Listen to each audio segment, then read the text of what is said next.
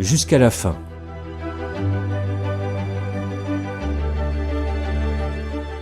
Ce podcast est produit par le Centre national Fin de vie, soins palliatifs.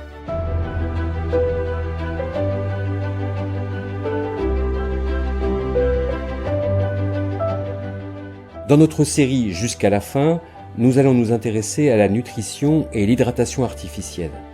Un expert va répondre aux questions que nous nous posons sur les procédures et les dispositifs en vigueur. Mais avant l'entretien, écoutons le témoignage de Gérard et de sa fille, Émilie.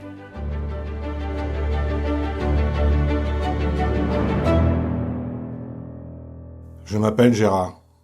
J'ai 55 ans, je suis marié, j'ai une fille et un petit-fils qui m'appelle Papou Gégé. J'étais plutôt sportif et je n'ai jamais eu de maladie ou d'intervention chirurgicale dans le passé, jusqu'à ce qu'on découvre que j'avais un cancer du pancréas. Peu de temps avant l'opération, qui était prévue pour m'enlever la tumeur, j'ai ressenti de vives douleurs au ventre et je me suis aperçu que je perdais rapidement du poids. Ces symptômes ont alerté l'équipe de soins qui ont demandé des examens complémentaires. Après une consultation d'imagerie, on a découvert que le cancer s'était propagé au foie. Alors, l'équipe s'est réunie et elles ont décidé de décaler l'intervention chirurgicale pour démarrer un traitement par chimiothérapie. Globalement, j'ai plutôt bien supporté le traitement, même si j'étais vraiment fatigué et puis je continuais à perdre du poids. Après la 8e cure de chimiothérapie, j'ai cessé de venir à l'hôpital. J'ai voulu essayer autre chose. J'ai décidé de privilégier une approche non médicamenteuse et j'ai complètement modifié mon alimentation en privilégiant une nourriture riche en fruits et légumes, sans viande et sans apport de sucre ni de matière grasse. Un peu plus tard, je suis revenu consulter parce que je ressentais une vive douleur au niveau du bras droit. C'est à cette occasion qu'on a constaté que j'avais perdu 10 kilos. Le scanner montrait une aggravation de mon cancer. La tumeur du foie avait augmenté. Il y avait une multiplication des tumeurs dans mon foie et les os étaient également touchés. C'est pour ça que j'avais mal au bras. À ce moment-là, l'équipe soignante m'a proposé un traitement par radiothérapie associé à une nouvelle chimiothérapie. J'ai accepté. C'est à ce moment-là que la fatigue de mon père s'est aggravée. Il n'arrivait pratiquement plus à s'alimenter. Il n'arrivait même pas à prendre les compléments nutritionnels prescrits par son oncologue. Aujourd'hui, il ne pèse plus que 56 kilos. Malgré la nouvelle chimiothérapie, le cancer progresse toujours. Et les traitements pour ralentir l'évolution du cancer du pancréas sont limités.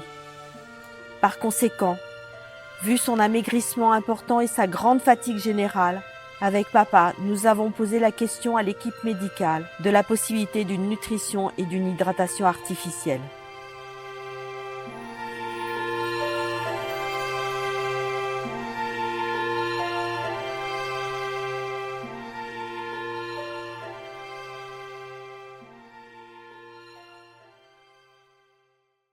Après le témoignage de Gérard et de sa fille, allons plus loin sur les questions autour de la possibilité de la nutrition et de l'hydratation artificielle. Notre expert nous répond.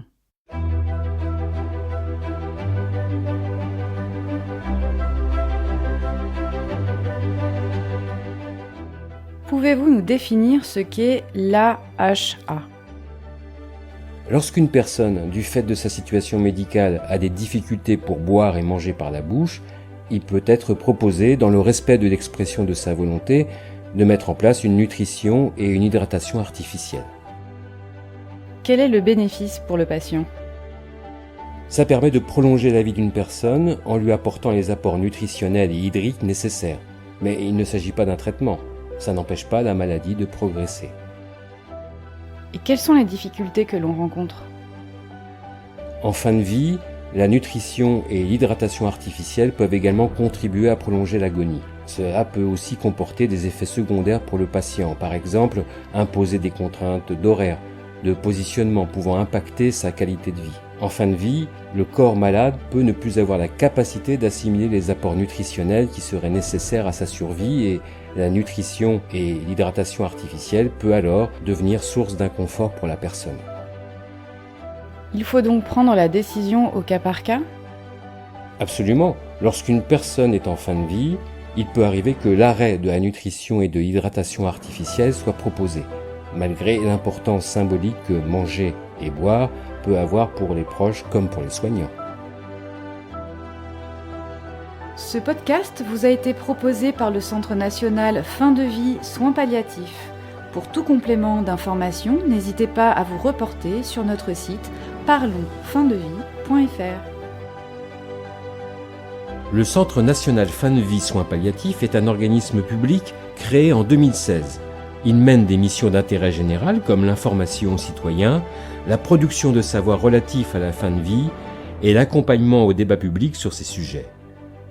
Dans son positionnement non partisan, il est le lieu de rencontre pour toutes les parties prenantes qui interviennent dans ce moment si spécifique qu'est la fin de vie.